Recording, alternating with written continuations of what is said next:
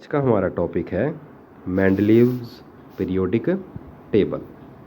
तो मेंडलीव्स ने जब अपनी पीरियोडिक टेबल बनाई तो उस समय केवल 63 एलिमेंट ही डिस्कवर्ड हुए थे। तो उसने जितने भी एलिमेंट्स हैं सभी की जो प्रॉपर्टीज़ हैं उसको बड़ी बारीकी से स्टडी किया और उनकी रिएक्टिविटी स्टडी करी। किसके साथ? ऑक्सीजन और हाइड्रोजन के साथ। ऑक्सीजन और हाइड्रोजन के साथ ही क्यों उसने स्टडी करी डिफरेंट एलिमेंट्स की रिएक्टिविटी? क्योंकि ये दोनों एलिमेंट बहुत ज़्यादा एक्टिव है या फिर इनकी रिएक्टिविटी कैसी है? बहुत ज़्यादा है। ये लगभग सभी एलिमेंटों से क्या करते हैं? रिएक्ट करते हैं। तो मेंडलीफ ने क्या किया? 63 कार्ड्स ले लिए, 63 कार्ड्स ले लिए, उनको दीवार पे लगा दिया, उन सब पे उनका सिंबल लिखा। ठीक है। और जब उसने बोर्ड पर उनको अरेंज किया तो इस चीज़ का उसने ध्यान रखा कि जिन एलिमेंट्स की प्रॉपर्टी एक जैसी है वो एलिमेंट एक के नीचे एक आए। जैसे हाइड्रोजन है वो लिथियम के ऊपर है, ठीक है, और लिथियम के नीचे क्या है? सोडियम। पोटेशियम के नीचे क्या है? सोडियम। तो उसने ये जानबूझ कर रखे।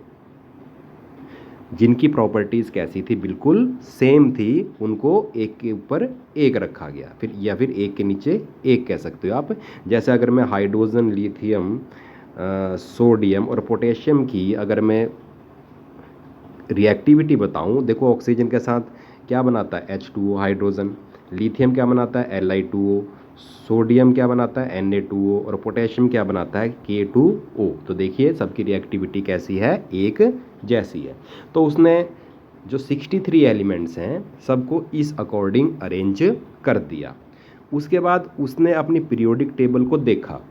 उसने ये देखा कि जितने भी एलिमेंट्स हैं वो ऐटोमेटिक अपने आप ही अरेंज हो चुके थे।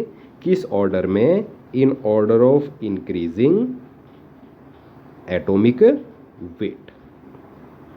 तो यहाँ से उसने एक प्रॉपर्टी बताई। क्या बताई?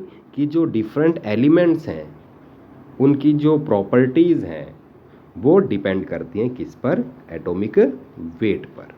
यही इसका लॉ भी था। ओके। तो देखिए मेंडलीफ पीरियोडिक लॉ क्या था ये आपने लर्न करना है कि जो फिजिकल और जो केमिकल प्रॉपर्टीज़ हैं डिफरेंट एलिमेंट्स की वो डिपेंड करते हैं किस पर? एटॉमिक वेट पर। या फिर आप कह सकते हो it is a periodic function. Periodic function का मतलब होता है ऐसी प्रॉपर्टी जो एक निश्चित इंटरवल के बाद क्या हो? रिपीट हो, उसे बोलते हैं हम पीरियोडिक फंक्शन। ये हम आगे भी करेंगे पीरियोडिक फंक्शन। जैसे जैसे आप इस यूनिट को पढ़ोगे तो आप इसके एक्चुअल मतलब को समझ जाओगे। तो यहाँ पर एक पीरियोडिक टेबल आपको दिखाई दे रही है। ये मॉडिफाइड पीरियोडिक टेबल है। ये इसमें आपको जो एलिमेंट्स दिखाई दे रहे हैं वो 63 से बहुत ज़्यादा है। तो मैं आपको ओरिजिनल भी दिखाऊंगा थोड़ा आगे, जो ओरिजिनल पीरियोडिक टेबल थी मेंडलीव की। तो ओरिजिनल के बाद जब उसने ओरिजिनल बनाई तो नए नए एलिमेंट्स डिस्कवर होते गए और वो क्या करता गया? उसको अपनी जो पीरियोडिक टेबल है उसमें ऐड करता गया। तो ये पीरियोडिक टेबल आई है सामने, इसको बोलेंगे हम मॉडिफाइड पीरियोडिक टेबल मेंडलीव की। ठीक है। तो जैसे इसमें आपको दिखाई दे रहा है कि जीरो ग्रुप दिखाई दे रहा है, ये सबसे बाद में ऐड किया गया है। ठीक है। क्योंकि जो इनर्ट गैसें हैं ये सभी निष्क्रिय गैसें हैं, इनकी डिस्कवरी बहुत बाद में हुई है। चलिए इस पीरियोडिक टेबल को हम देखते हैं। यहाँ पर आपको दो तरह की लाइंस दिखाई दे रही हैं। ठीक है। एक तो ये पड़ी लाइंस हैं, हॉरिजेंटल लाइंस बोलते हैं, जिन पर 1 2 3 4 5 6 7 लिखा हुआ है। ठीक है। तो ये जो हॉरिजेंटल रोज हैं इन्हें हम बोलेंगे पीरियड्स। क्या बोलेंगे इनको? पीरियड्स। तो कितने पीरियड्स हैं मेंडलीव के पीरियोडिक टेबल में? 7 पीरियड्स हैं। ठीक है। और ये जो आपकी जो खड़े वाली लाइनें हैं ये कॉलम्स हैं जो, ठीक है, जो हमने रोमन से रिप्रेजेंट कर रखे हैं। देखिए ये रोमन नंबर है ना, 1 2 रोमन है ना ये। तो ये सब क्या है मेरे? These are all groups. ठीक है। ये 8 है। ठीक है। और लास्ट में एक और ग्रुप है, उसको क्या नाम दिया हमने? Zero group. ठीक है। हर ग्रुप आगे 2 पार्ट्स में डिवाइड है, ए और बी। देखिए फर्स्ट ग्रुप है, दो पार्ट में डिवाइड है, ए और बी। जो सेकंड ग्रुप है वो भी ए और बी में, थर्ड भी ए और बी में। तो इसी तरह से जो अधिकतर जो ग्रुप्स हैं वो दो सब ग्रुप्स में जुड़े हुए हैं, ए और बी में।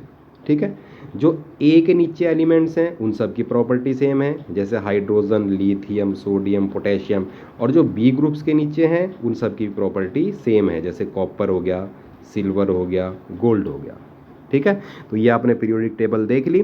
अब हम इसकी कैरेक्टरिस्टिक्स करेंगे, यही जो बात हमने अभी यहाँ पर करी है उसको लैंग्वेज में लिखेंगे। तो क्या क्या कैरेक्टरिस्टिक्स हैं देखिए। सबसे पहले तो 9 वर्टिकल कॉलम्स थे, वर्टिकल्स का मतलब ऐसे खड़े वाले, ठीक है, जिनके ऊपर रोमन नंबर्स लिखे हुए थे इस तरह से 1 2। तो ये सब क्या हैं आपके ग्रुप्स। ओके, सब ग्रुप्स जितने भी हैं वो दो ग्रुप्स में फिर डिवाइड थे, ए और बी में, ये भी हमने करा था। जो एलिमेंट्स राइट हैंड साइड में हैं, ठीक है, उनको तो बी ग्रुप कहा गया था, और जो लेफ्ट हैंड साइड में है उनको क्या नाम दिया गया था, ए। ठीक है, जैसे देखो आप यहाँ पर, आप देखो ये ए और बी है ना, ठीक है, बी तो राइट में, आपके भी राइट में है, और ए कहाँ पर है, लेफ्ट में। ठीक है, और जो अलग अलग ग्रुप्स में जो एलिमेंट रखे हुए हैं उन सब की प्रॉपर्टी कैसी है, डिफरेंट है।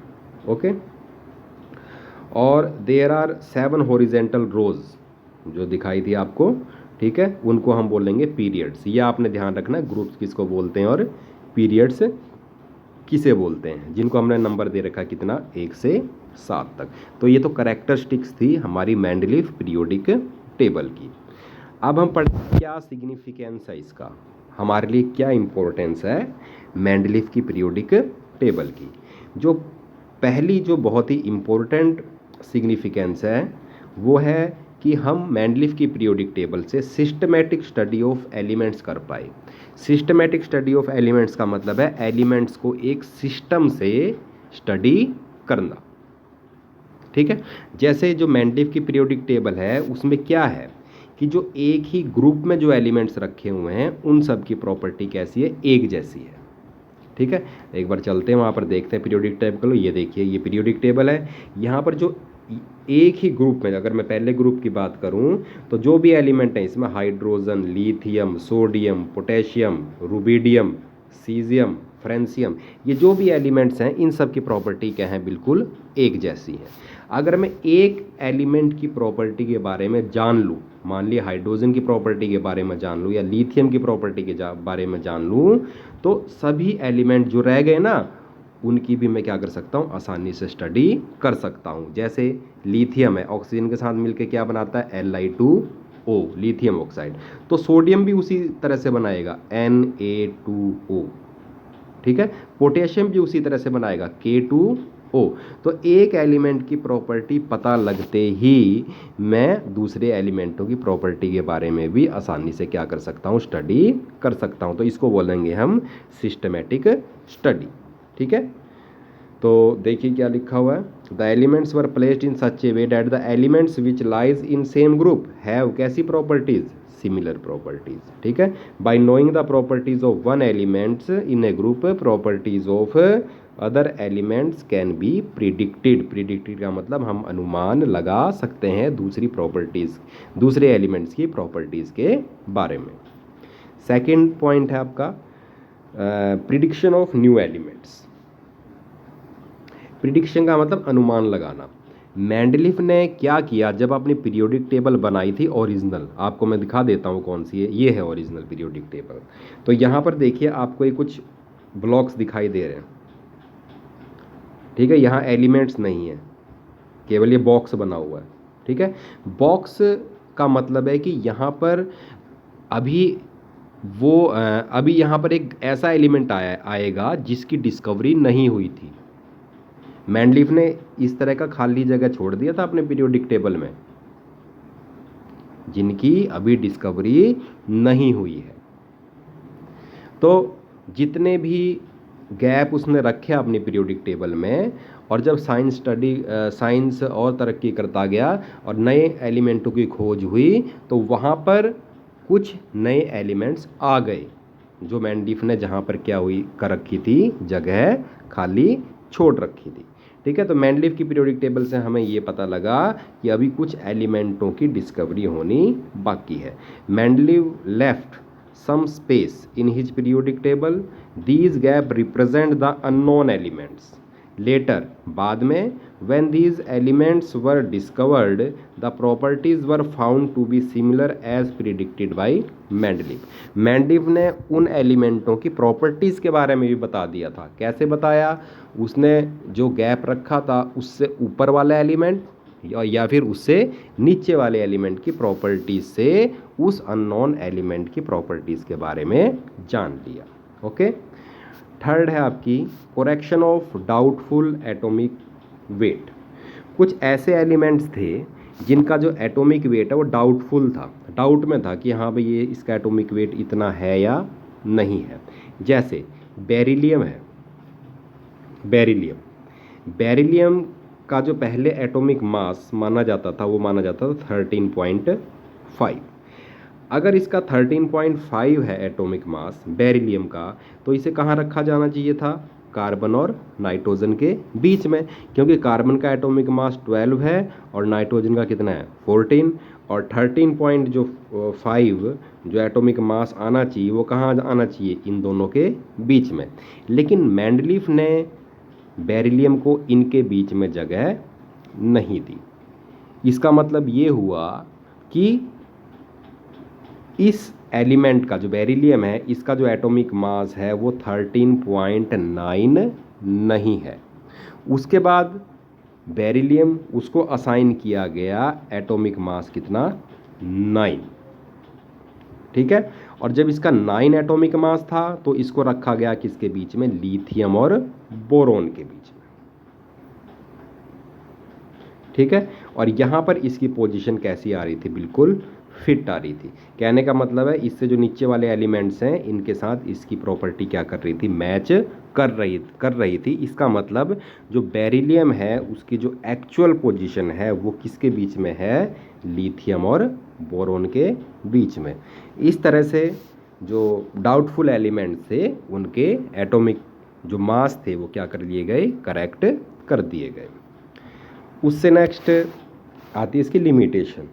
देखिए, सिग्निफिकेंस बहुत थी, इम्पोर्टेंस बहुत थी पीरियोडिक टेबल की, मैंडलीफ की, लेकिन उसके साथ इसकी कुछ लिमिटेशन भी थी।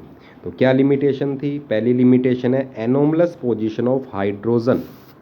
एनोमलस का मतलब होता है विचित्र, या फिर जिसको आप अच्छी तरह से नहीं बता सकते। जो हाइड्रोजन है उसकी कुछ प्रॉपर्टीज़ मैच करती थी कौन से ग्रुप के साथ? फर्स्ट ग्रुप के साथ। ठीक है, और कुछ प्रॉपर्टीज़ मैच करती थी कौन से ग्रुप के साथ? 7th ग्रुप के साथ, 7वें ग्रुप के साथ। तो हाइड्रोजन की पोजीशन एनोमलस है, विचित्र है कि इसको हम किसके साथ रखें? फर्स्ट वाले के साथ रखें या 7th वाले के साथ रखें? ठीक है, क्योंकि पीरियोडिक टेबल में जो एलिमेंट्स हैं वो एक साथ रखे गए हैं जिनकी प्रॉपर्टी कैसी है? बिल्कुल सेम है। ठीक है, तो इसको कहाँ रखा जाना चाहिए? ठीक है, तो ये एक लिमिटेशन थी कि जो मैंडलीफ की पीरियोडिक टेबल है जो नहीं बता पाई कि हाइड्रोजन की एक्चुअल पोजीशन क्या है। जो सेकंड लिमिटेशन है वो है एनोमलस पेयर ऑफ एलिमेंट्स। देखिए, आपको पता है कि जो मैंडलीफ की पीरियोडिक टेबल है वो कैसे अरेंज की गई है? In order of increasing atomic mass. ठीक है, पहले कौन सा एलिमेंट आएगा? जिसका मास कम है, और बाद में कौन सा एलिमेंट आएगा? जिसका मास ज़्यादा है। लेकिन यहाँ पर कुछ पेयर थे, कुछ जोड़े थे, जैसे कि है आर्गन और पोटेशियम। आर्गन का जो एटॉमिक मास है वो था 39.9, और जो आपका पोटेशियम है आर्गन का 39.9 और जो पोटेशियम उसका कितना है? 39.1, 39.1। तो पोटेशियम को आर्गन से पहले रखा जाना चाहिए था क्योंकि इसका मास कम है, लेकिन पोटेशियम को आर्गन के बाद में रखा गया। ठीक है, तो ये भी क्या है? एक लिमिटेशन है मैंडलीफ की पीरियोडिक टेबल की। नेक्स्ट जो लिमिटेशन है वो है पोजीशन ऑफ आइसोटोप्स। आइसोटोप्स हम उन एटम्स के एलिमेंट को बोलते हैं जिनका एटॉमिक मास अलग अलग होता है। जैसे ये हैं आपके, ये हाइड्रोजन के 3 आइसोटोप हैं, प्रोटियम, ड्यूटेरियम और ट्रिटियम। ठीक है, तीनों का मास कैसा अलग अलग है, एक का 1, प्रोटियम का 1, ड्यूटेरियम का 2 और ट्रिटियम का कितना है, 3 है। तो तीनों का मास अलग अलग है। और मैंडलीफ की पीरियोडिक टेबल इसी बात पे डिपेंड करती है। मैंडलीफ की पीरियोडिक टेबल कहती है कि जो पोजीशन मिलेगी एलिमेंट्स को, वो मिलेगी in order of their increasing atomic mass. तो तीनों का मास अलग अलग है, तो तीनों को अलग अलग पोजीशन मिलनी चाहिए थी मैंडलीफ की पीरियोडिक टेबल में, लेकिन मैंडलीफ ने अपनी पीरियोडिक टेबल में आइसोटोप्स को कोई पोजीशन नहीं दी। नेक्स्ट है रॉन्ग ग्रुपिंग ऑफ एलिमेंट्स। तो हमें ये बात पता है कि एक ही जो ग्रुप है उसमें जो भी एलिमेंट हैं, जैसे हाइड्रोजन, लिथियम, सोडियम, इन सब की प्रॉपर्टी कैसी है, सेम है। लेकिन यहाँ पर कुछ एलिमेंट्स ऐसे भी थे जो एक ही ग्रुप में रखे गए थे, लेकिन प्रॉपर्टीज़ कैसी थी उनकी, अलग अलग थी। ठीक है, जैसे सोडियम, पोटेशियम, इनको किन के साथ रखा गया था, क्वाइन एज, जिनके क्वाइन बनते हैं, coin as metals like copper, silver, gold. Copper, silver, gold बहुत हार्ड हैं, ठीक है, और सोडियम, पोटेशियम कैसी हैं, बहुत सॉफ्ट हैं। लेकिन मैंडलीफ ने क्या करा, इन सबको एक ही ग्रुप में रख दिया, जो कि गलत था, क्योंकि इनकी प्रॉपर्टीज़ कैसी थी, अलग अलग थी। उसके बाद जो लास्ट लिमिटेशन है वो है position of lanthanoids and actinoids. यदि आप मैंडलीफ की पीरियोडिक टेबल देखोगे तो इस तरह से आपको अरेंजमेंट मिलेगा। नीचे 2 पीरियड्स मिलेंगे आपको। ये जो ऊपर वाला पीरियड है ये तो लैंथेनॉइड का है, लैंथेनॉइड्स, और जो नीचे वाला है ये है एक्टेनॉइड्स। ठीक है, ये जो ऊपर वाला मैंने बॉक्स बनाया ये तो मेन बॉडी है उसकी, पीरियोडिक टेबल की। ठीक है, जैसे स्कूल की एक मेन बिल्डिंग होती है, इस तरह से ये मेन बॉडी है। ठीक है, और एलिमेंट्स तो ये भी हैं, लैंथेनॉइड्स एंड एक्टेनॉइड्स। तो इनको जो मेन बॉडी है उसमें मैंडलीफ की पीरियोडिक टेबल ने कोई जगह नहीं दी। इन लैंथेनॉइड्स और एक्टेनॉइड्स को इस मेन बॉडी में जगह मिलनी चाहिए थी। ठीक है, लेकिन मैंडलीफ ने क्या करा, नीचे 2 अलग रोज बना दी, 2 सेपरेट रोज बना दी पीरियोडिक टेबल के बॉटम में। ठीक है, तो ये कुछ लिमिटेशंस थी मैंडलीफ की पीरियोडिक टेबल की। नेक्स्ट टाइम हम स्टडी करेंगे मॉडर्न पीरियोडिक लॉ।